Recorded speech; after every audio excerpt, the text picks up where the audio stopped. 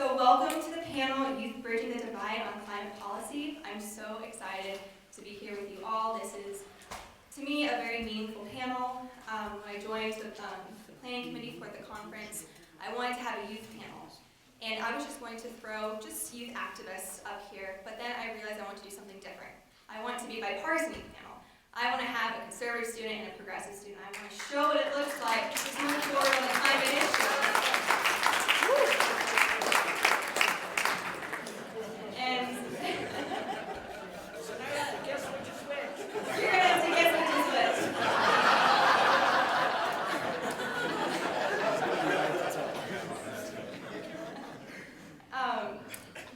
And so we know that my generation, our generation, is going to be dealing with the effects of climate change together. So I thought, well, why not face it and confront it together just the same? And to do that, we better be with each other talking about how to do that like we are today. So with that said, I would love to present these phenomenal panelists who I'm so honored to be sitting up here with us. The first one to my left, guess whether he's a progressive or conservative. It's a game now. He is a 2018 graduate of Yale University. Oh, his name is George Gemelas. This is George. He is a 2018 graduate at Yale University. He majored in ethics, politics, and economics with a particular focus on climate policy. He's a fellow of the William F. Buckley Jr. Program, which is a conservative free speech organization on his campus. Well, there you go. He's the executive vice president of Students for Carbon Dividends, and he is passionate about bringing fellow young conservatives to free market climate solutions. So could we please give him a round of applause for being here today?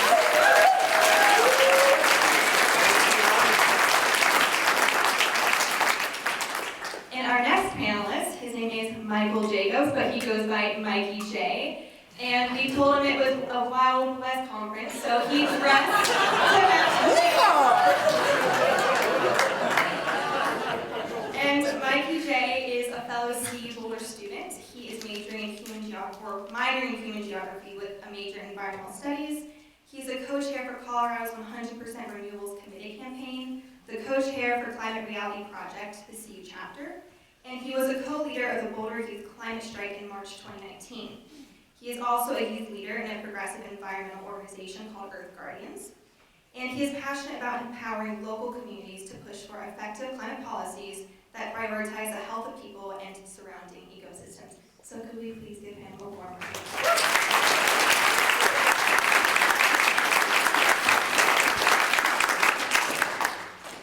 Now to start, just to tell you how this panel will be formatted, I'm going to have George and Mikey J kind of tell us a little bit about themselves, how they got started in climate activism and the groups that they work for. And then later I'm going to have some discussion questions, which I will pose, and then I'll open it up to audience questions. So, Mikey J, how about we actually start with you? So could you please tell us about how you got involved in climate action, organization you work for, Climate Reality Project, and just let us know who you are. Sure. Thank you, Kelsey, so much for putting this whole thing together and inviting us. It is an honor to be here and speaking to you all right now. So a little bit about myself. I have had a very interesting route. The path I take is not what you typically expect.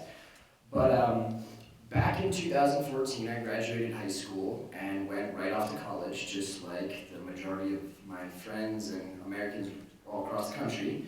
But only to quickly fail out after 2 short semesters of just probably a lot of partying and not enough studying.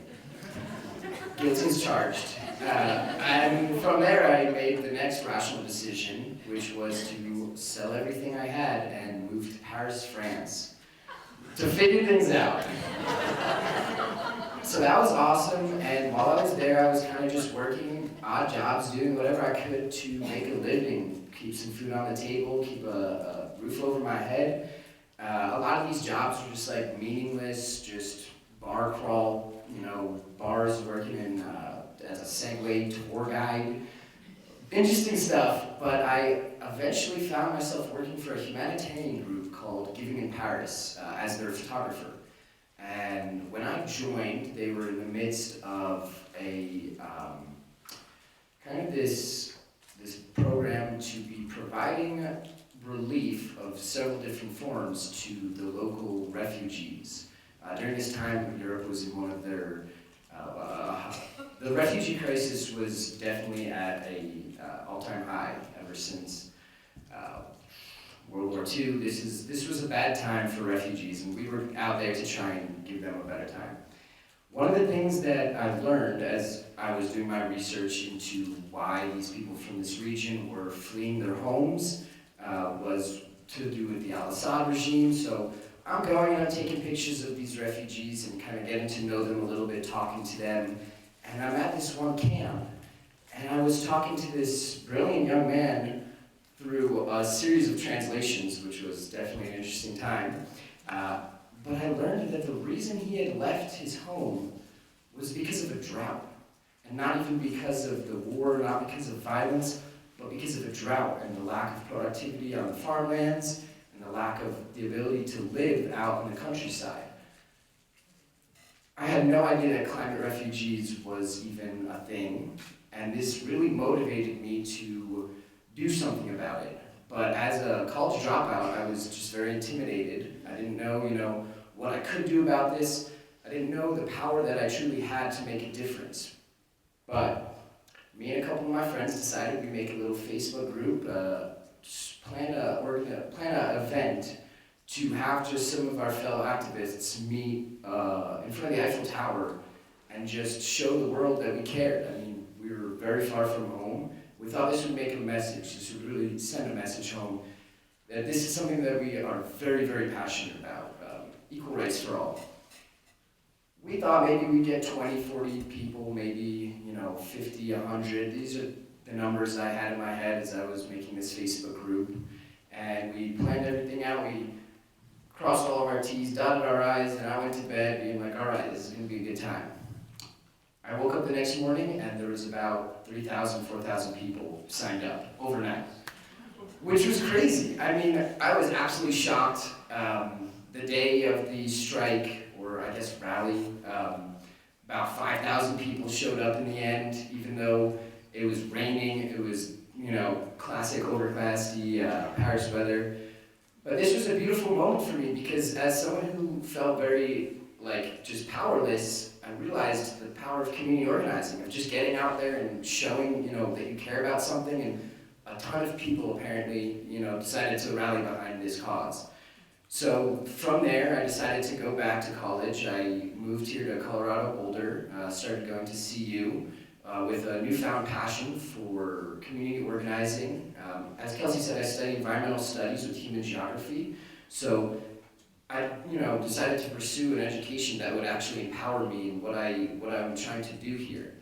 Once I started studying, I quickly met a bunch of other like-minded students, one of which, a good friend of mine, Emily Craig, recruited me to the Climate Reality Project as one of the co-chairs for our CU Boulder Campus Corps. Once part of this group, I just was exposed to so many amazing like-minded individuals that both, propelled me to do what I love and vice versa. I mean, it's just a beautiful, beautiful thing when the community comes together to work on climate issues, to work on civil rights issues. We did a little bit of everything. We organized an event for the UUCB church here in Boulder. We have a refugee-seeking sanctuary. And then last March, we even got to plan the climate strike, which was one of the first biggest ones to see Colorado.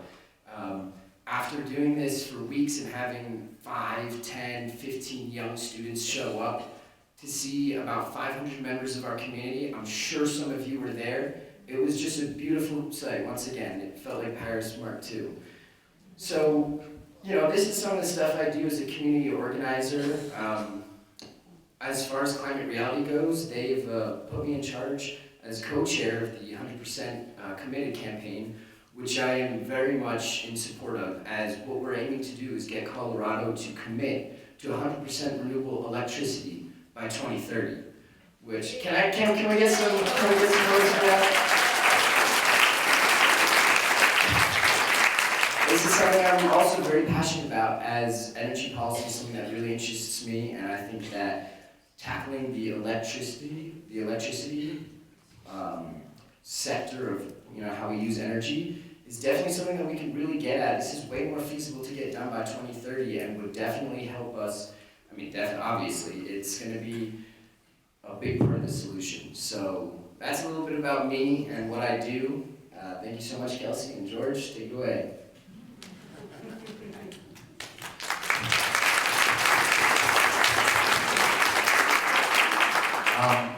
Thanks, Kelsey and Mikey J. And to all of you, I'm super excited to be here. I traveled yesterday from DC, so thank you to the people who brought me here. My name is George, and I am a believer in limited government and free markets. And I have a great hope that we'll get bipartisan climate action because of panels like these. And I have also great hope that the GOP is going to move to a position where they support collectively a carbon price. And my personal journey is the reason why I think this is the case. I'm from Indiana, and in Indiana, I never heard about climate change. Maybe I did, I just didn't pay attention. And when I went to college out east, even in my first year, did not really register climate change or climate action at all. I actually think that's the case for a lot of people who come from backgrounds similar to mine, in the heartland per se. And I studied abroad actually in Turkey, and when I was there, I was in a language program, and it's a pressure cooker when you're in an immersion program. You can't speak English, so a lot of things happen when you do that. And I started wondering, why is the world the way it is? Why are our politics the way they are? Why is there poverty in the streets of Istanbul? And at the same time, why do you see bounty sort of on the other side of the street in fruit shops and vegetable marts? And I came back from that summer very curious about a whole host of things. And I actually found climate change to answer a lot of these questions, because climate change is all-encompassing, as we heard on the previous panel. And it actually is, I think, one of the most fascinating issues, obviously a very dire issue, but one for someone who's at the front of their career, a very exciting one, because there's lots of ways you can approach it, from business to policy, entrepreneurship. So, and yeah, I basically learned about carbon pricing in my Econ 101 class. Let's get that out of the lot. Econ 101.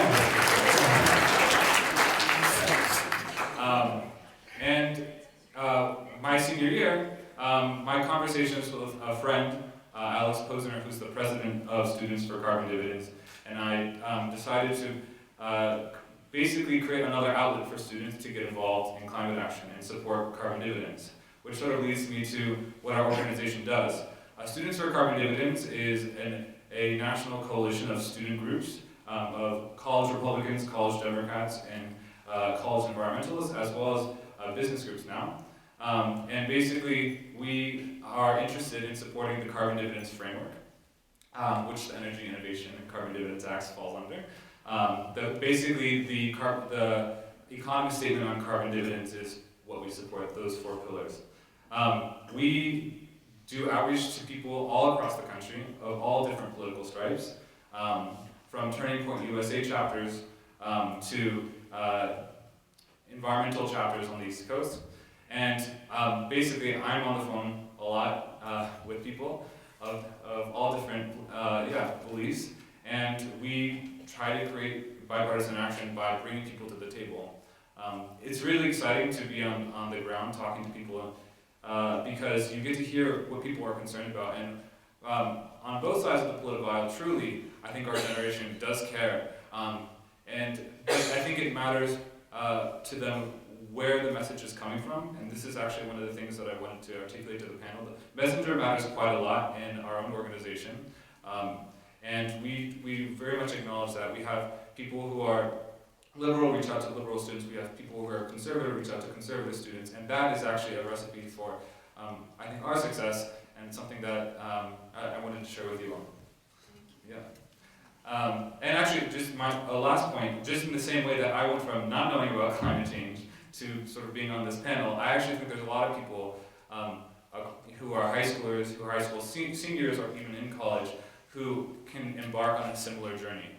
There's a lot of untapped potential in students. We're quite malleable because there's 4 years of basically going to university, or 2 years, or whatever program you may be in. And I think there is a lot of hope because people can strike up a hunger for doing something. And this is what I've learned in my own work. It only takes a nudge, and this is what excites me about my own work, what excites me about CCL's work, and all organizations that are working towards environmental action. So, yeah, thanks for having me.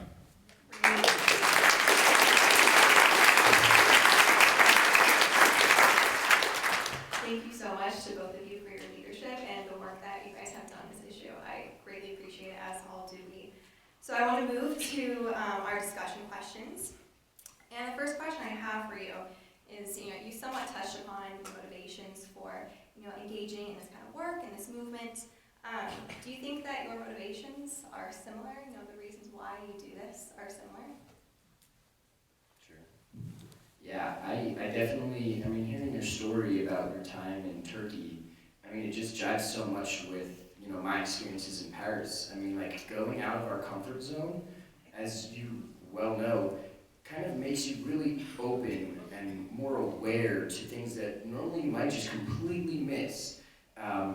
Growing up in New York, I grew up in Westchester County, right outside of the city, so I spent a lot of time going into the city and would pass by homeless people of every different variety, and it just never really fazed me. It never really struck me as odd. It just kind of was like the status quo.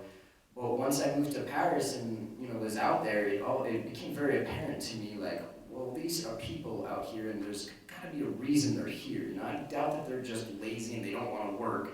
I doubt that this is what they're into. So, when I'm thinking about my motivations, it seems very altruistic because I just truly want to help people, and it sounds like that's a lot of what's going on with you. Is that the case? Yeah. Absolutely. I think put another way, I think we're both interested in solving a problem. And yeah, we are interested in bringing people to the table to do that. And I think the polling shows, and I think our panel shows, that no matter your political stripe, in our generation, you want action. And that distinguished us from, I think, our older counterparts. Not you guys. You guys are on the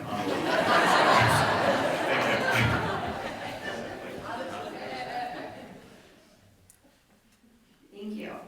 The next question is, and George, I think we have an idea where you stand on this, but I was going to ask you, and I think it's good to just do this publicly, are there particular solutions that you think that you can both get behind? And if so, what draws you to that particular solution, a bill, a framework, and why do you support it as a conservative or as a progressive? So I think the answer is carbon dividends, right?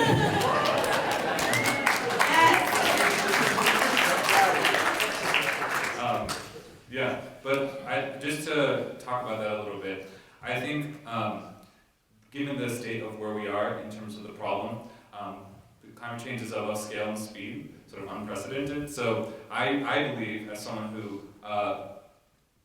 respects and believes in the power of capitalism, that capitalism and unleashing the best of it is the only way we can get out of the problem. We have a ton of entrepreneurial powers in this country, so if we correct the market and point ourselves in the right way, we can unleash a whole host of technologies that are waiting at the door and those that we haven't even thought of in the future. That's what excites me about this policy. Yeah, I am not the biggest fan of capitalism. I'm not the biggest critiquer of it either. With that being said, as a young liberal, I'm ready to see what the free market can do. I'm definitely ready to see. So far, we've been fighting for the climate. Ever since the 60s, 70s. As me and Kelsey learned in our environmental public policy class last semester, there were some fantastic, movements during the 70s to really preserve our clean water, to preserve our clean air, and yet here we are with gaining on 420 parts per million of carbon dioxide in our air. Our waters are being poisoned, and not only our waters, indigenous waters are being poisoned. water and air is not as clean as it should be, nor how it was meant to be regulated. So with that being said, I'm ready to see another tactic be implemented. I'm ready to see what the free market can do. And that's why I'm a very big proponent of the Carbon Dividend Energy Innovation Act. With that being said, I think that it is only one part of the whole. As far as the climate crisis goes, we are in the most urgent period of time that has existed in the whole fight. I mean, had we started this 20 years ago at the scale that it needed to be done, things could have been taken one step at a time, and maybe we didn't need to rush. But yet here we are in the situation that we are, and so I love to see this bipartisan support, and I hope that others look to this as a model on how to do it with other bills, so that we can keep the momentum going, we can keep passing legislation, because if we don't, there is dire consequences. Great, thank you.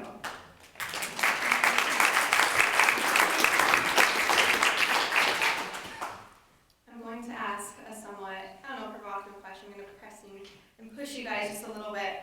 I want to ask you what unsettles or upsets you with how the other political side is handling the climate issue.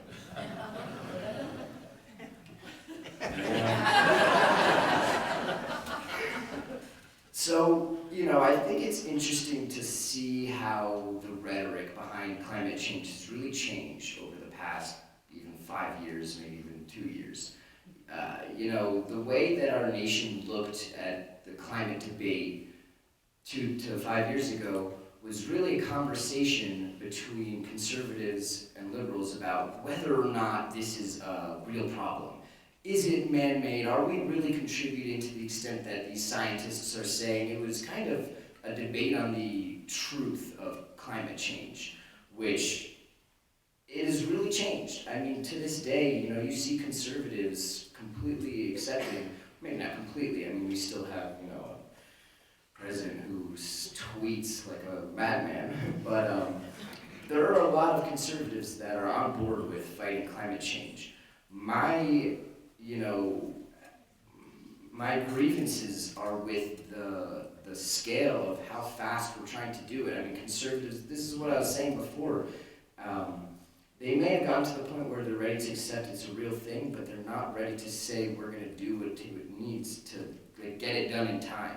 The speed and the development of these practices, I think, just need to be expedited. And if we don't, like I said, there are consequences. Yeah. Good. Thanks for the question. I wanted to respond to that and say I think our political leaders are in a game of being reelected. Unfortunately, that's the way it goes. So sometimes they might believe in climate action, but they might be primaried out if they come out. And this is actually the case, I think, for the Republican Party. I was at EarthX, which is the largest Earth Day conference in America, and Lindsey Graham was on stage, and he was basically asked questions about climate action, and he said, I might support something like that, and he was on a panel with Senator Whitehouse, but I think he really veered the conversation towards, I need a political net to rely on in order to come out, and I think Lindsey Graham is out on a carbon price, at least he was, I think, a few years ago.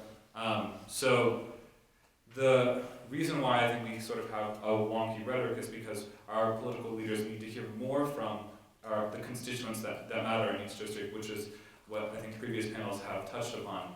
So I just want to reiterate those points, and I think this underscores the work that CCL is doing. I'm very excited by it.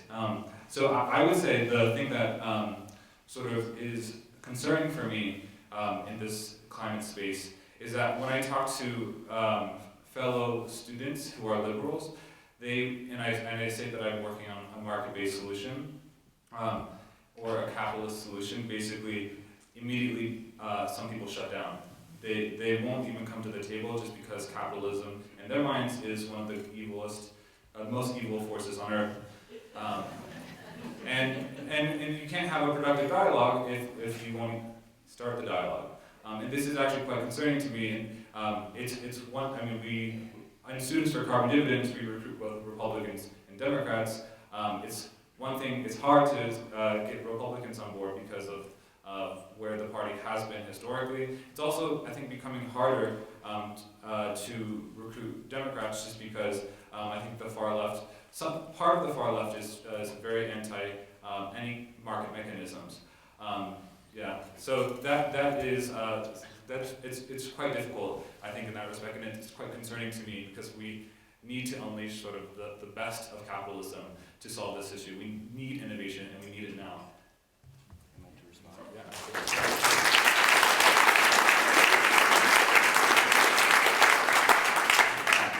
Very well said, and I can envision this perfectly. A lot of people I talk to as well in my spheres are very anti-capitalist, and I've gotten the ability to kind of talk with them and figure out why.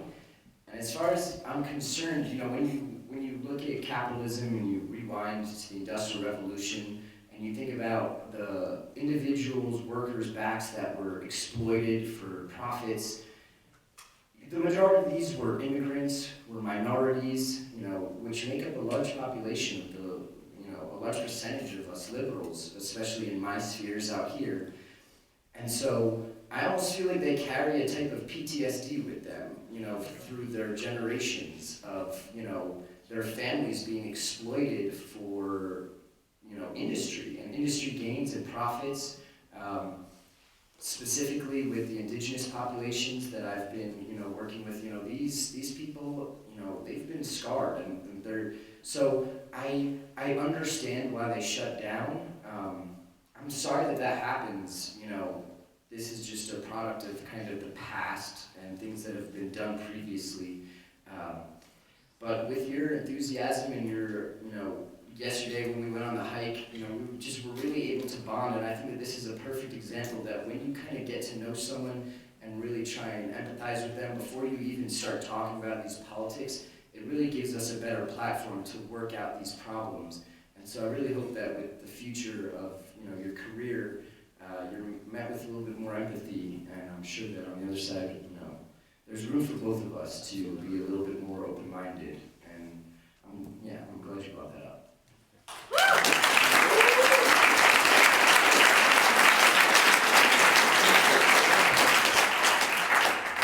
Great, thank you so much. I knew that was a risky question, but that went even better than I thought, so thank you to both of you. No, I expected it to go, well, that wasn't what I was saying. I appreciate it.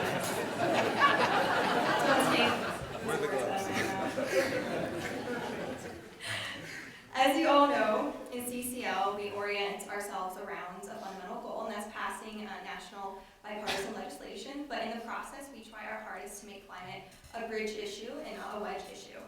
So I want to ask you, given the fact that climate change is a largely partisan and tumultuous issue, do you have hope that people on both sides of the aisle can find common ground and we can move forward?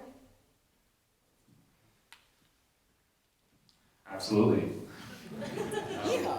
I think, again, our generation cares the most. I think the reason why is because we understand that this is an issue that we're going to have to face day to day. And I also think that makes us, we're sort of selfish because we want to make sure that we have an excellent lifestyle. We are invested because we know this is going to affect us. And actually, I think a lot of climate rhetoric focuses on sort of the impacts elsewhere. I think for us, the impacts are affecting us, and it will affect us. I mean, this is about sort of back home crops that grow, corn in Indiana. It's about the coast that we visit. I'd like to go to Miami Beach one day. This is about the places all around the world that hopefully we have the opportunity to travel to.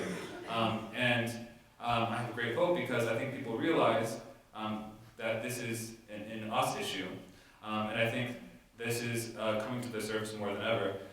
So I think it's really important to continue nudging friends, nudging your children, your grandchildren, and basically pointing them to forms of action that they can get on board with. And I think, of course, CCL is an excellent organization. I think Students for Carbon Dividends is an excellent organization. I think the organizations that Mikey J belongs to.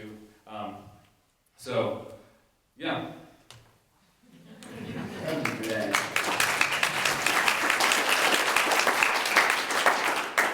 You know, I think that if there's one thing us youth are definitely filled with, it's got to be hope. I mean, we heard yesterday about how, you know, children can have these unique perspectives, and, you know, we may not be children, but, you know, I still think I'm a little bit of a kid sometimes. And this gives us this perspective that maybe has been untainted yet. So, Kelsey, yeah, I totally have hope. I mean, not only looking at us here right now, but I mean, also I can attribute you to the Colorado CUCR, College Republicans, endorsing this bill. I mean, like, we're seeing youth more and more getting on this train of, you know, climate action now. I see it happening. I see it in the streets. You know, one thing I think that we have room to improve as far as this, like, youth bipartisanship and teamwork.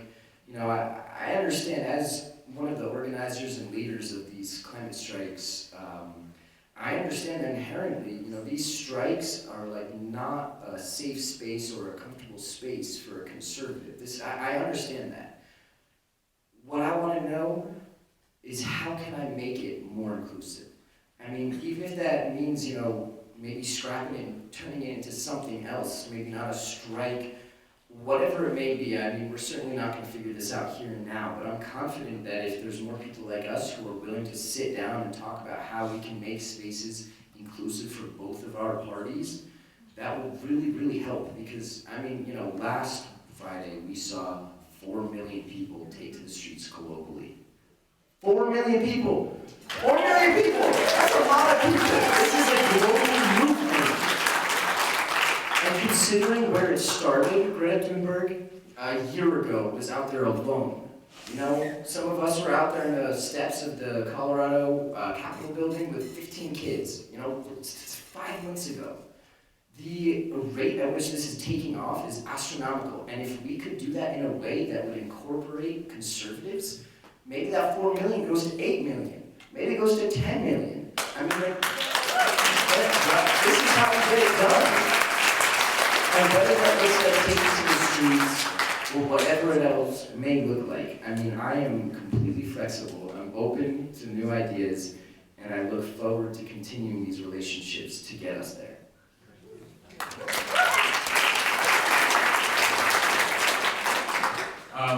Yeah, that's great. And I wanted to focus on just something I said earlier, which was, I think trusted messenger is really, really important. And this is that we had a conversation about this on our hike yesterday. It's really important as people who are going through college to be spoken to by others who look like them, sound like them. I think you'll get much more success if you have a trusted messenger. It's one thing if a progressive goes to sort of a staunch conservative on campus and say, hey, you should support the Carbon Dividend Act. But it's another thing to get a nudge from someone who's a friend of this staunch conservative, or someone who's in their same political group on campus, and say, hey, actually, have you considered this? It's actually a really great proposal that actually solves the problem. This is something that I think is really necessary. And I would also, I think you can reach across the aisle, and I would say I don't reach across the aisle without having a friendship with somebody first. And actually, relationship building is at the core of, I think, what we do. I think CCL does an excellent job. I've seen a lot of that happening in the past day. That's actually the foundation for me to talk about sort of the issue and the policy that I'm advocating for. This really requires a lot of empathy, because for somebody, like, I have friends who are Texas conservatives, and it's really important for me to, like, get in their head and understand what are the political dynamics that they face on campus. What are the political dynamics that they face in the state? What sort of how do I basically acknowledge that what is happening in their own background, and be able to connect what I'm doing to what they're doing in their lives. And that requires like a lot of thinking. I do a lot of sort of research on people just because I want to know what people are up to and what people care about. And the better that you can connect what you're doing to what they care about, I think the more successful you'll be.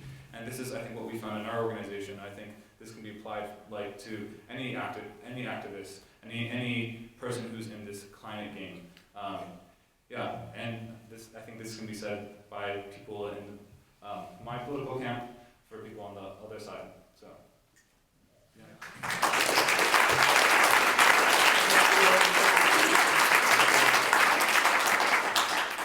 Well, you both just answered my next question. I was going to ask you how exactly do we go about making this a bipartisan issue? You guys gave wonderful, thoughtful responses. So I'm out of questions, which is why I would like to move to audience questions. That's good. And we only have about 5 minutes, so we'll have to make it pretty brief. I'll start with a quick question. CCL has published thousands of letters to the editor. To stereotype a little bit, old people are the people who read letters to the editor in newspapers. What's the venue that we should be reaching out to get to connect with youth? Should we be like teaching CCLers how to meme? Should we be joining Tumblr? Where should we go?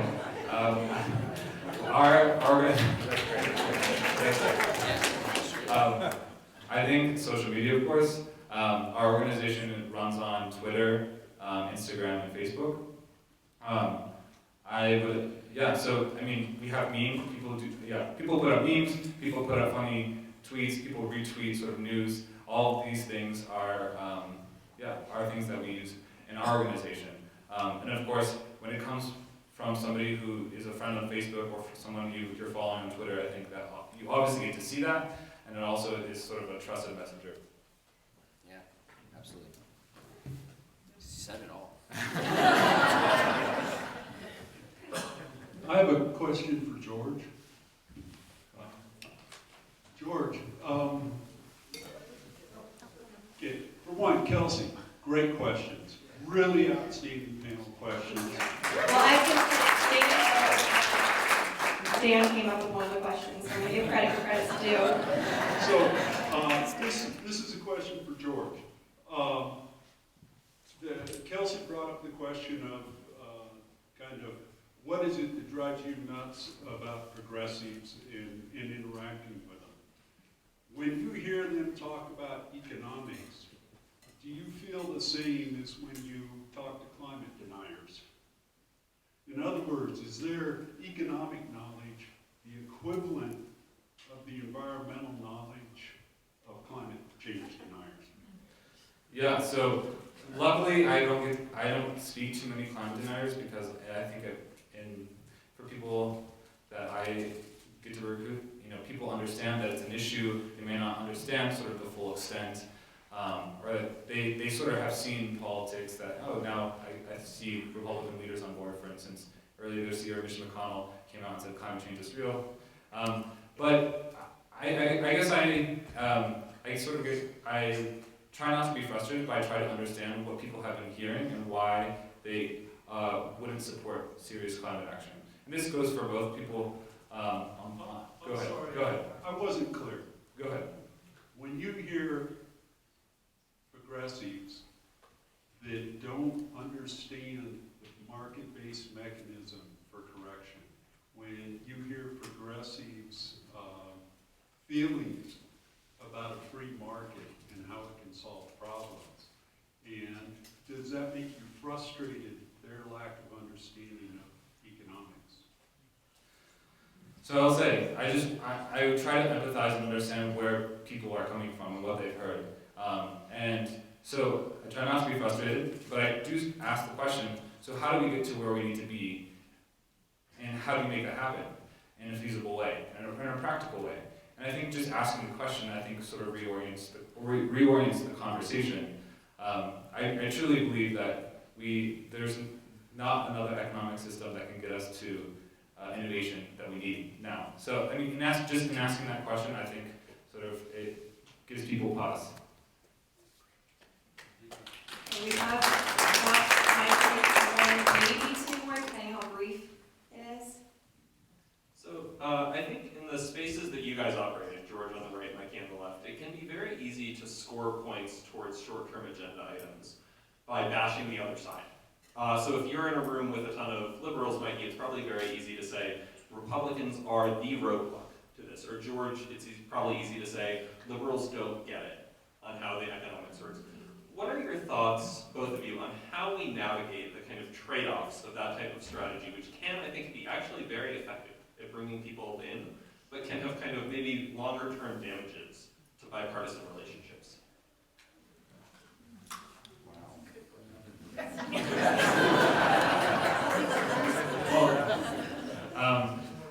I would say that people need trusted messengers, first of all. And sometimes trusted messengers comes with partisanship. I think, however, you have to add the narrative, which I think you've identified in the question, that we need to work together to solve this problem. And we're going to need both parties to do so. And I think, after you sort of identify yourself as a trusted messenger, you can bring that into the conversation, so you can steer long-term conversations towards, I think, cooperation for both sides of the aisle. So I know I look like a cowboy, but I'm going to sound like a hippie real quick. The one currency that we are missing today more than anything else is love. I really think that in this, atmosphere of politics today, and just the greater society that we live in, there's not enough love. We don't see each other for people, just as they are. We look to them to criticize, we look at them to judge, we look at them to place blame. And if you let love be the answer, first and foremost, and empathy, I think that this is really how we'll go a long way in forging these relationships, whether we be liberal and conservative, black and white, man or woman. I think that we need to really get back to our roots of why community is important, why we should all be strengthening these relationships we have between each other, and focusing on our commonalities and not our differences. And I understand that this is a far out there thing to say. He's talking about love, that can be just very, esoteric, but I've made it a priority in my life to, rather than always be right, to always be kind. I've made it a priority to put love first. And I might just be wishing on a shooting star, but if more people could do that too, I think we would really get those long-term, it would make this longevity of our relationship go on.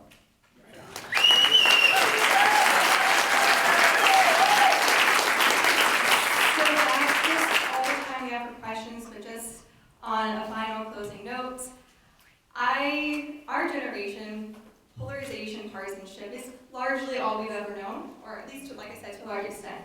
I see absolutely no reason why the political status quo of yesterday or today has to be the political status quo of tomorrow.